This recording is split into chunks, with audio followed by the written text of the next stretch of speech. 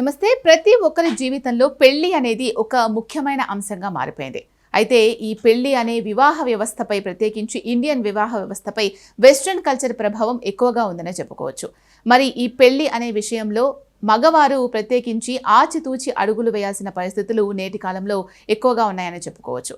ఎందుకంటే మగవారు పెళ్లి విషయంలో ఇతరుల మాటలు ఎక్కువగా వినడం, సేవింగ్స్ లేకుండా పెళ్లి చేసుకోవడం, ఇష్టం లేని పెళ్లి చేసుకోవడం వంటివి చేయడం వల్ల ఆ పెళ్లి పెటాకులయ్యే అవకాశాలే ఎక్కువగా ఉన్నాయని నిపుణులు చెబుతున్న పరిస్థితి. మరి ఈ అంశాల నుంచి ఏ విధంగా బయటపడాలి, తమ సంసార జీవితాన్ని, వివాహ వ్యవస్థను ఏ విధంగా ముందుకు తీసుకెళ్లొచ్చు, దీనికి సంబంధించి కొన్ని సలహాలు, సూచనలు మనకు తెలియజేయడానికి మనతో పాటు ప్రముఖ family counselling expert Gayatri Uppalapati గారు ఉన్నారు. మేడం, మరి మగవారు ఈ పెళ్లి విషయంలో అసలు ఎటువంటి జాగ్రత్తలు తీసుకోవాల్సిన అవసరం ఉంది నేటి కాలంలో? మంచి ప్రశ్న అండి. యూజువల్గా పెళ్ళైన తర్వాత ఆడవాళ్ళకే సమస్యలు ఉంటాయి, మగవారికి సమస్యలు ఉండవు అన్నది కామన్గా మన అపోహ. అది కానీ ఇరుపక్షాల వాళ్ళకి సమస్య ఉంటుంది.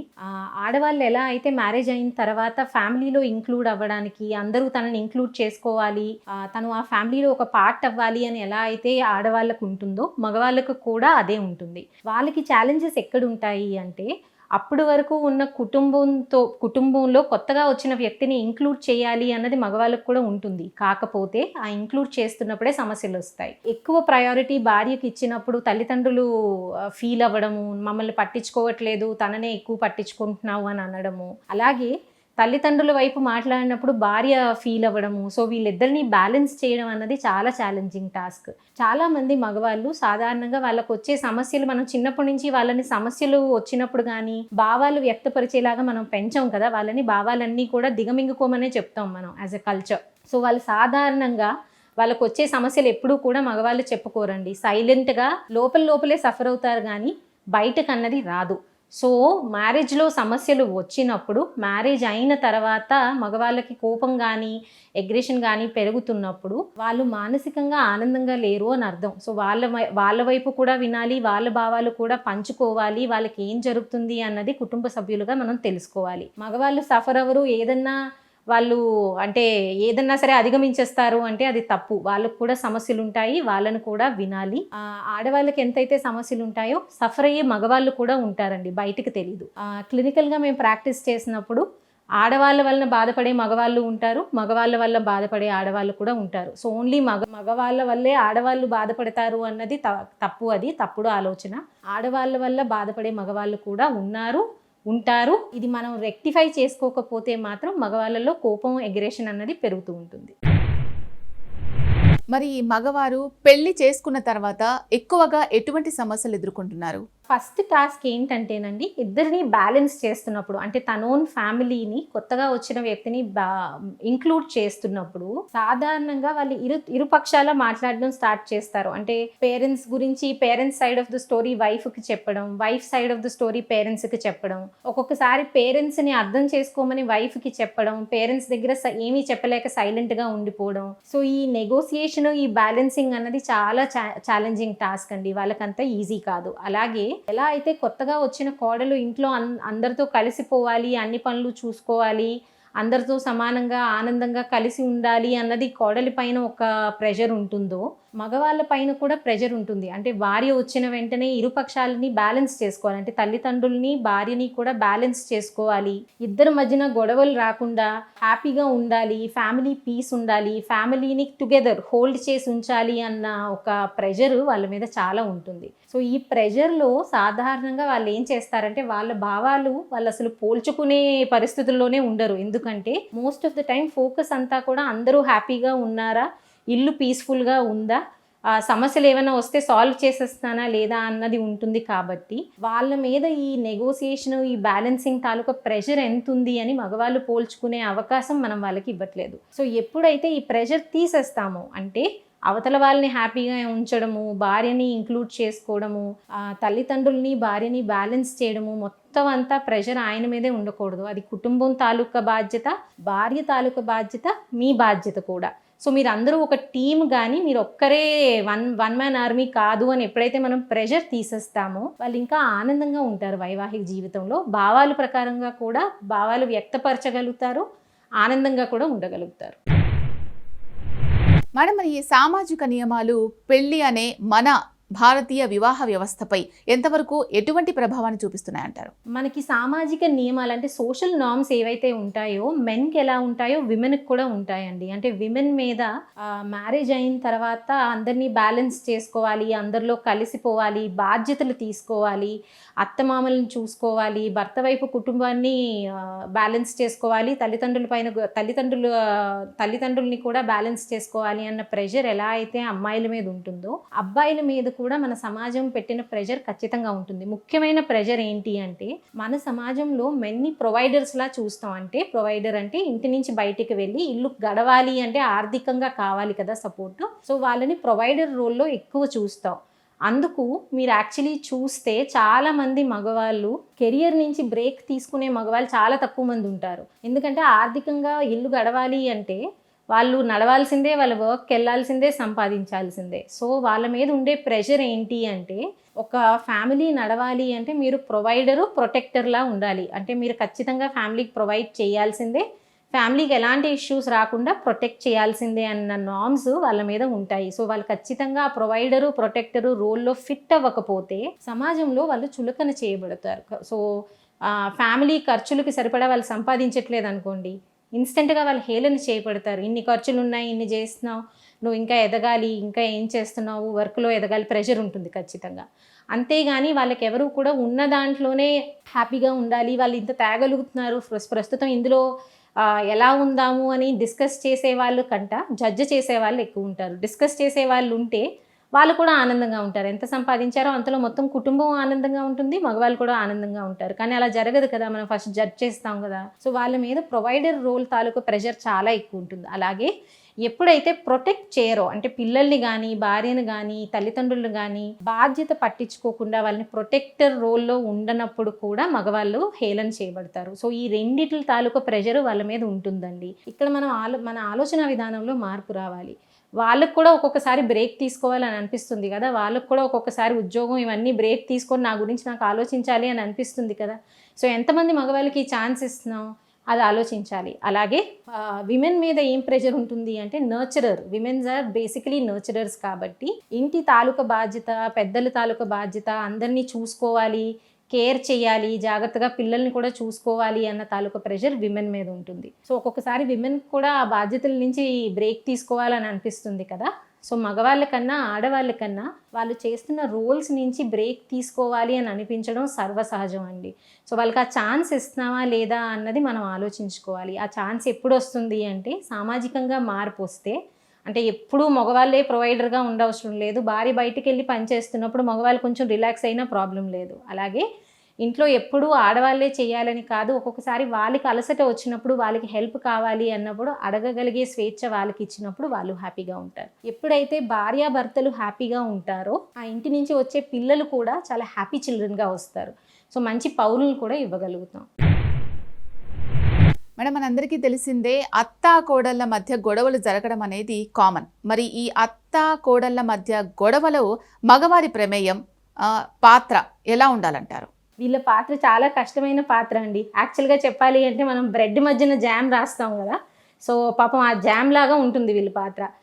యువతల భార్యకి సపోర్ట్ చేయాలో తెలీదు, తల్లిదండ్రుల్ని సపోర్ట్ చేయాలో తెలీదు. తల్లిదండ్రుల్ని సపోర్ట్ చేస్తే భార్య ఏమనుకుంటారు, లైక్ భార్యని సపోర్ట్ చేస్తే తల్లిదండ్రులు ఏమనుకుంటారు అని నలుగుతూ ఉంటారు. And most of the times మనం పెంచుతున్నప్పుడు మగవాళ్ళని ఎక్కువ భావాలు వ్యక్తపరిచేలాగా మనం పెంచాం. అంటే చాలా చిన్నప్పటి నుంచి కూడా వాళ్ళ భావాలన్నీ కూడా మనం కంట్రోల్ చేసేస్తాం కదా. సో వాళ్ళకి పెళ్ళైన తర్వాత సడన్గా ఇన్ని ఛాలెంజెస్ వచ్చినప్పుడు భావాలు విపరీతంగా ఉంటాయి, హర్ట్ అవుతూ ఉంటారు, కానీ అవి వ్యక్తపరచలేరు. సో అందుకే నేను బ్రెడ్ మధ్యన జాము లేకపోతే శాండ్విచ్ అంటాం ఇంగ్లీష్లో.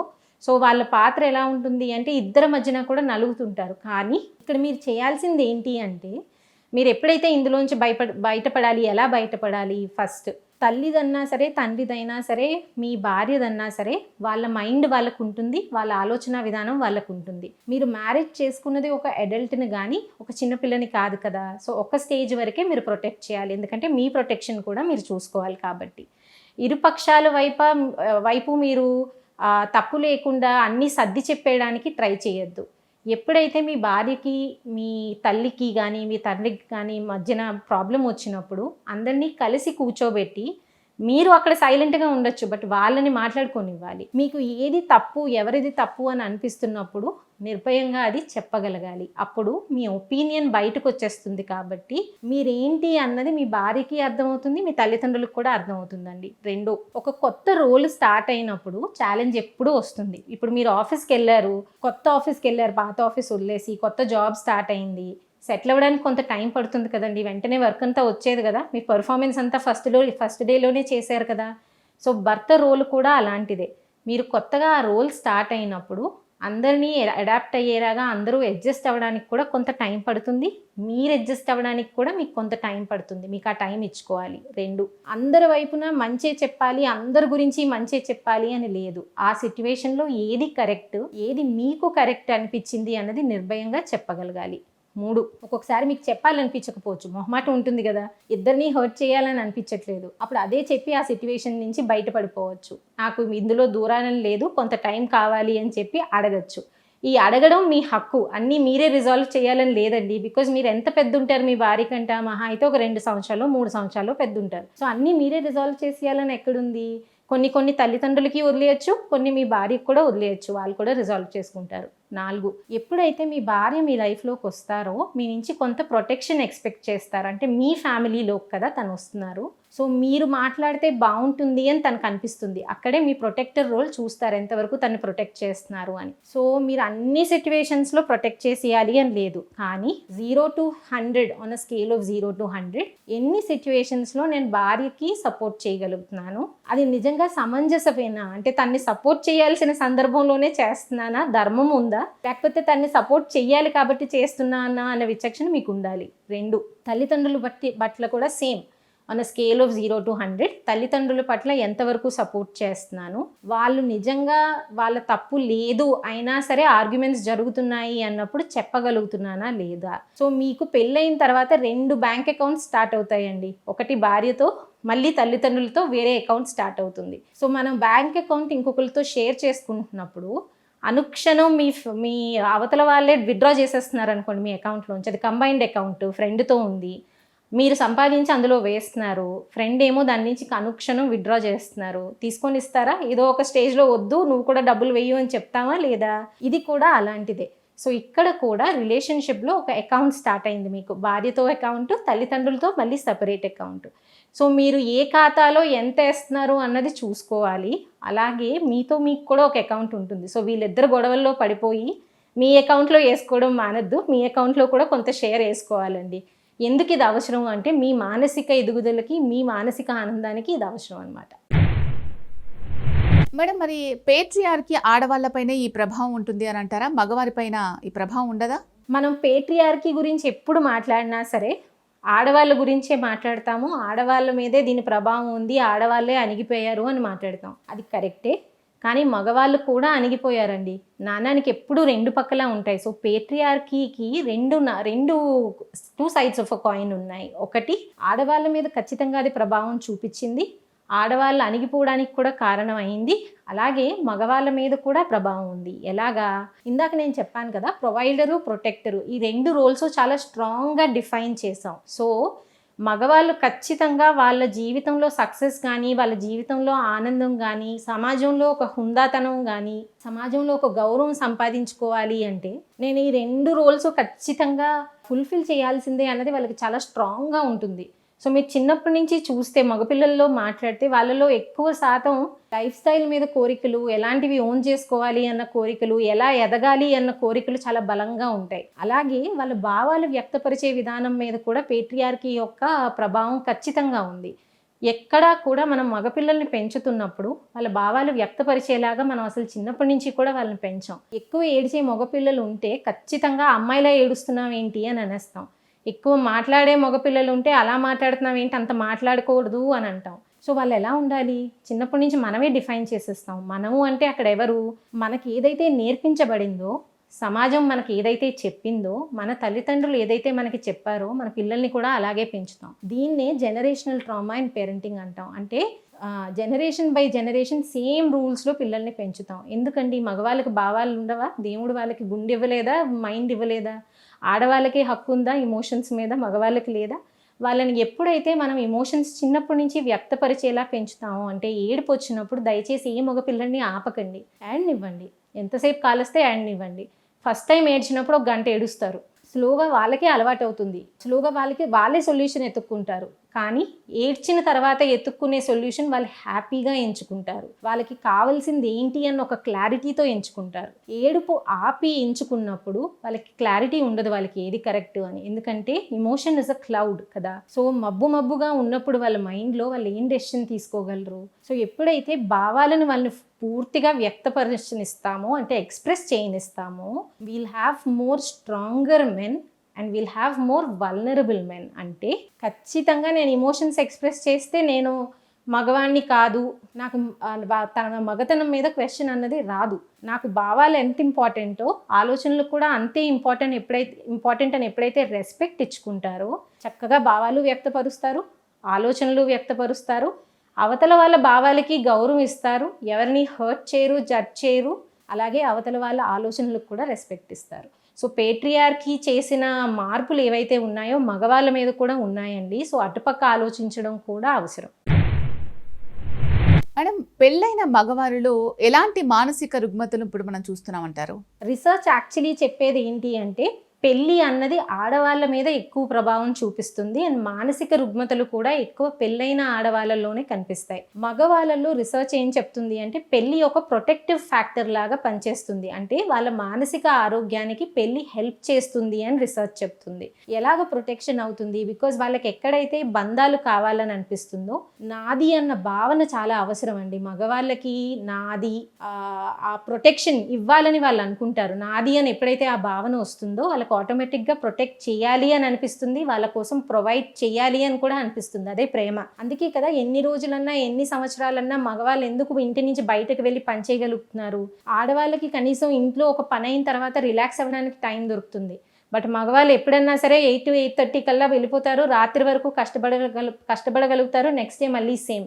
ఎందుకంత కష్టపడగలుగుతున్నారు? బికాజ్ వాళ్ళకి నాది అన్న భావన వచ్చిన తర్వాత వాళ్ళని ప్రొవైడ్ చేయాలి, ప్రొటెక్ట్ చేయాలి అని అనిపిస్తుంది. కాబట్టి అది వాళ్ళ మెంటల్ హెల్త్కి ప్రొటెక్టివ్ ఫ్యాక్టర్ లాగా వర్కౌట్ అవుతుంది అనమాట. సో ఎన్ని సమస్యలు ఉన్నా సరే ఉదయం లెగ్గానే వాళ్ళు వర్క్ ఎందుకు వెళ్ళిపోగలుగుతున్నారు అంటే ఆ భావన నుంచే. 2, ఎప్పుడైతే రిపీటెడ్గా హర్ట్ అవుతారో, ఖచ్చితంగా మనసులు కదండి, రిలేషన్షిప్స్ అన్నాక గొడవలు లేకుండా ఏ బంధాలు ఉండవు. మనుషులకి గాయాలు ఖచ్చితంగా జరుగుతాయి ఆ గొడవల వలన.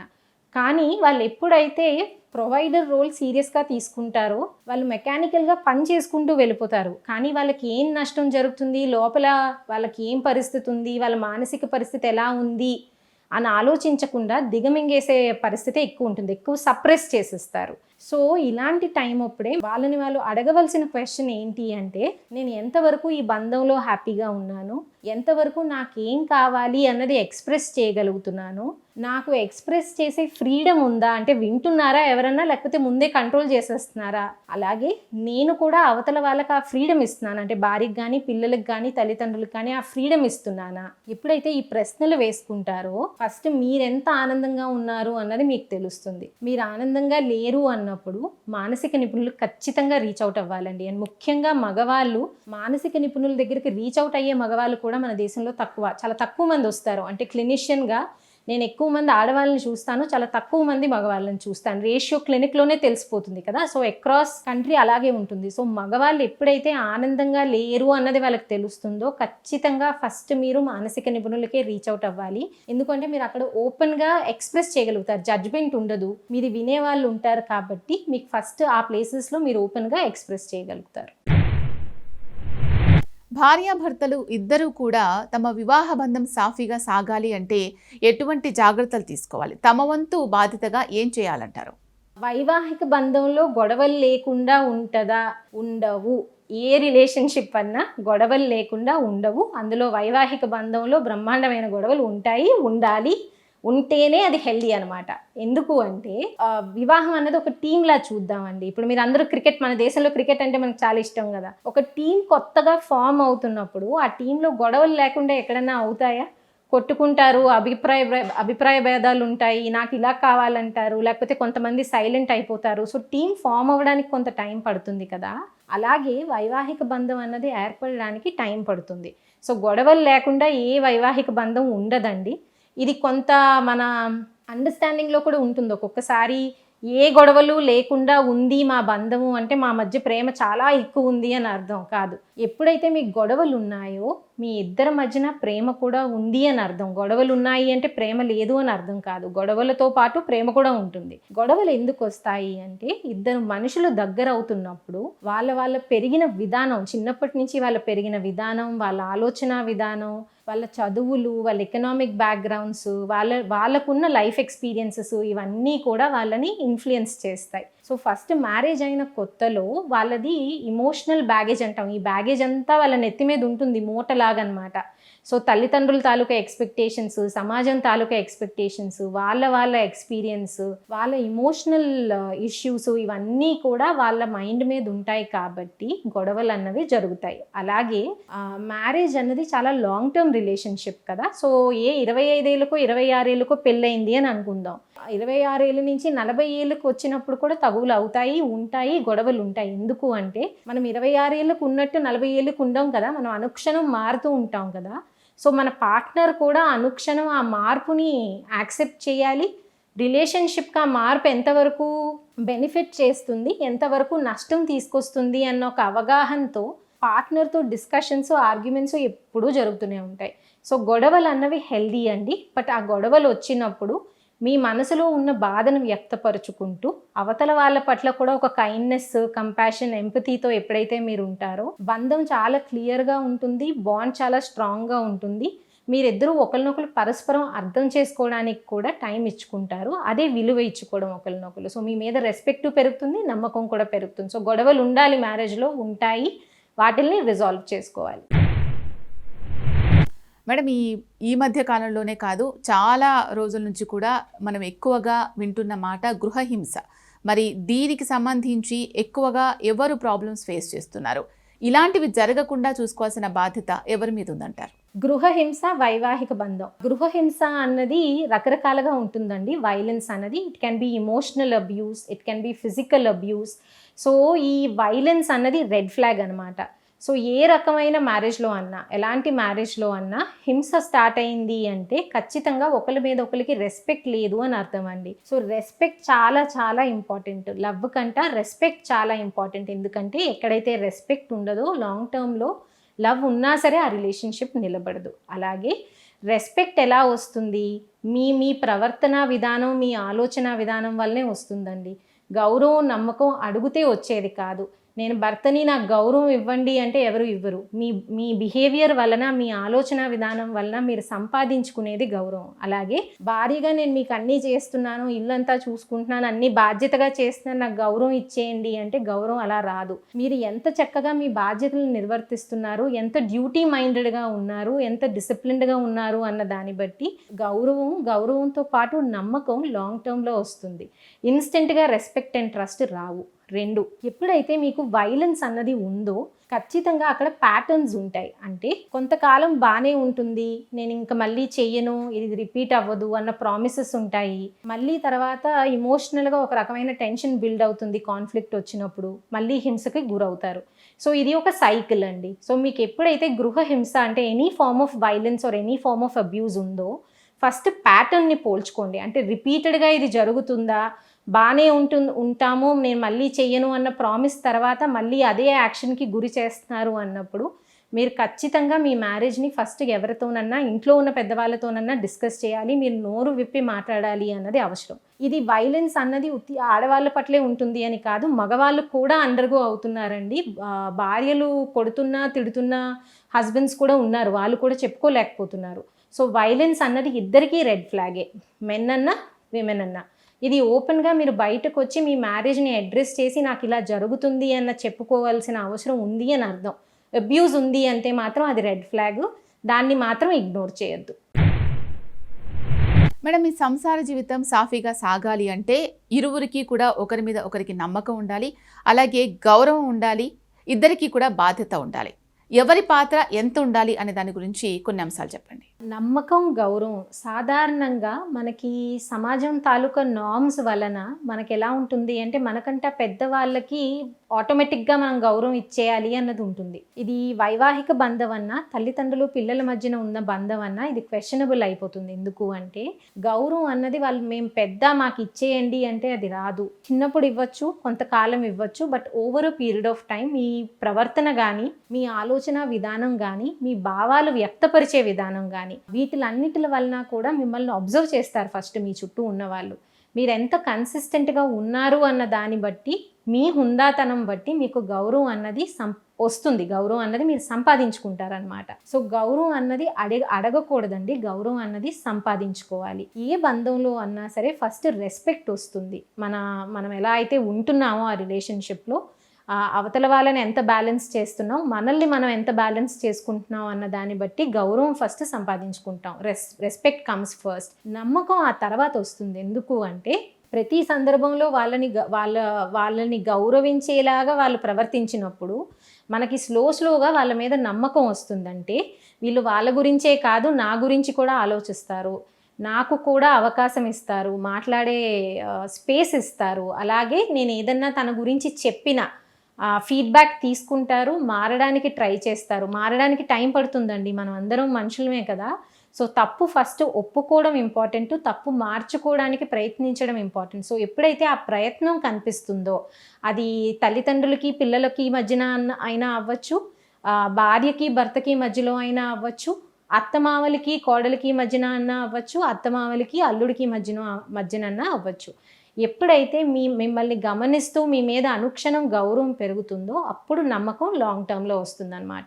ఎప్పుడైతే రెస్పెక్ట్ అండ్ ట్రస్ట్ ఒక రిలేషన్షిప్లో ఉంటాయో అది ఏ బంధం అన్నా సరే, వైవాహిక బంధం అన్నా తల్లిదండ్రులు పేరెంటింగ్ బంధం అన్నా, ఎప్పుడైతే రెస్పెక్ట్ లాంగ్ టర్మ్లో ఉంటుందో ట్రస్ట్ ఆటోమేటిక్గా ఉంటాయి. అండ్ ఈ రెండు కూడా building blocks of a relationship అని అంటాను నేను. ఈ రెండు ఎప్పుడైతే ఉంటాయో మీ బంధం అన్నది చాలా స్ట్రాంగ్గా ఉన్నట్టు అనమాట. మీ ఫౌండేషన్ అన్నది చాలా స్ట్రాంగ్. అయితే ఇక్కడ మీరు గుర్తుంచుకోవాల్సింది ఏంటంటే ఇది చాలా challenging task. Because Anukshanam respect నమ్మకం నిలుపుకోవాలి అంటే ఒక్కొక్కసారి నేను చెయ్యగలనా అన్న భయం వస్తుంది. ఎప్పుడైతే ఫస్ట్ నేను ఏ తప్పు చేసినా నేను ఒప్పుకుంటాను, తప్పులు చేయడానికి నాకు అవకాశం ఉంది, నేను కూడా మనిషినే కదా అన్నది మీరు థాట్ యాక్సెప్ట్ చేస్తారో ఆటోమేటిక్గా మీకు రెస్పెక్ట్ అండ్ ట్రస్ట్ ఏ బంధంలో అన్నా మీకు వచ్చేస్తుందండి.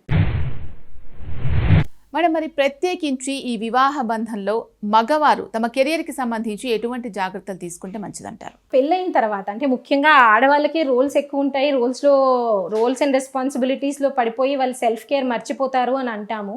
మగవాళ్ళు కూడా వాళ్ళ గురించి వాళ్ళు ఆలోచించుకోవడం మర్చిపోతారు. ఎలాగా అంటే వాళ్ళ కెరియర్ గ్రోతే వాళ్ళ సెల్ఫ్ కేర్ అనుకుంటారు. సో కెరియర్ మీద చాలా ఎక్కువ ఫోకస్ పెట్టేస్తారు. కెరియర్ గ్రోత్ ఒక్కటే సెల్ఫ్ కేర్ కాదండి. మీరు ఎంతవరకు ఫ్రెండ్స్తో కలగలుగుతున్నారు, సోషల్ రిలేషన్షిప్స్ ఎంత ఉంచుకుంటున్నారు, ఫ్యామిలీకి పిల్లలకి ఎలా అయితే ప్రయారిటీ ఇస్తున్నారో మగవాళ్ళగా మీరు బయటకు వెళ్ళి మీ సోషల్ సర్కిల్స్లో తిరగడం మీకు ఆహ్లాదాన్ని ఇస్తుంది. You need more people. So మీరు రెండు బ్యాలెన్స్ చేసుకోవడం అవసరం. అలాగే ఫ్యామిలీతో బయటికి వెళ్ళడం ఎంత ప్రయారిటైజ్ చేసుకోవాలో ఒక్కొక్కసారి ఆల్ మెన్ ట్రిప్కి వెళ్ళడం కూడా అంతే అవసరం. బికాజ్ అప్పుడే మీ స్టోరీస్ బయటకు వస్తాయి. ఇంకొక ముఖ్యమైన విషయం ఏంటి అంటే సెల్ఫ్ కేర్ ఇన్ మెన్ ఎప్పుడు ఎలా పెరుగుతుంది అంటే ఎప్పుడు career growth profession politics international affairs ఇవే కాకుండా నా ఎమోషనల్ పరిస్థితి ఎలా ఉంది, నేను ఎలా ఉన్నాను అన్నది కూడా మనం ఓపెన్ అప్ అవ్వడం చాలా అవసరం అండి. సో మీ చుట్టూ అట్లీస్ట్ 1 or 2 ఫ్రెండ్స్ అలాంటి వాళ్ళు ఉండడం అవసరం. అంటే ఇవాళ నాకు బాగాలేదు, నాకు ఏదోలా ఉంది, బాధగా ఉంది, లేకపోతే నాకు పిల్లలతో ఇవాళ ఇష్యూ అయింది, నాకు భయంగా ఉంది వాళ్ళ గురించి, వాళ్ళు ఎటు వెళ్తున్నారు, వాళ్ళ ఫ్యూచర్ ఏంటి అన్నది నాకు అర్థం అవ్వట్లేదు, నేను తప్పు చేస్తున్నానా వాళ్ళలో తప్పు ఉందా ఏంటి అన్నది నాకు క్లారిటీ ఉండట్లేదు. సో మగవాళ్ళ మధ్యన ఇలాంటి కాన్వర్జేషన్స్ కూడా చాలా అవసరం. ఆడవాళ్ళ మధ్యనే ఈ కాన్వర్జేషన్ కాదు, మగవాళ్ళ మధ్యన కూడా ఈ కాన్వర్జేషన్ చాలా అవసరం. అప్పుడే వాళ్ళ బాధ ఎప్పటికప్పుడు బయటకు వస్తుంది. ఎప్పుడైతే మనం ఎమోషన్స్ని చక్కగా ఎక్స్ప్రెస్ చేస్తామో మగవాళ్ళలో కోపం, ఎగ్రెషను, ఆల్కహాల్ ఇలాంటి ఇష్యూస్ కూడా తగ్గుతాయండి. సాధారణంగా ఇలాంటివి ఎందుకు పెరుగుతాయి అంటే ఎవరితో చెప్పుకోలేక ఇవన్నీ దిగమింగడానికి యూజ్ చేసే డిస్ట్రాక్షన్స్ అనమాట. సో ఎప్పుడైతే ఓపెన్గా భావాలు ఎక్స్ప్రెస్ చేయగలుగుతారో, అలాగే మీది విని జడ్జ్ చేయని ఫ్రెండ్స్ ఎప్పుడైతే మీ చుట్టుపక్కల ఉంటారో, ఒకలో ఇద్దరు ఉంటే చాలా, అంతకంటే దొరకడం కష్టం, అలాంటి వాళ్ళు మీ చుట్టుపక్కల ఉంటారో మీ ఇమోషనల్ వెల్బీయింగ్ అన్నది చాలా బాగుంటుంది, మీ సెల్ఫ్ కేర్ కూడా చాలా బాగుంటుంది. విన్నర్గా మగవారు పెళ్లి విషయంలో ఎలాంటి నిర్ణయం తీసుకోవాలో, పెళ్ళంటే నూరేళ్ల పంట అని భావించి జీవిత భాగస్వామి విషయంలో ఆలోచించి నిర్ణయం తీసుకుంటే ఆనందకరమైన జీవితాన్ని పొందొచ్చు. ఇది వాల్టి హెచ్ఎం టీవీ హెల్త్ ప్లస్. నమస్తే.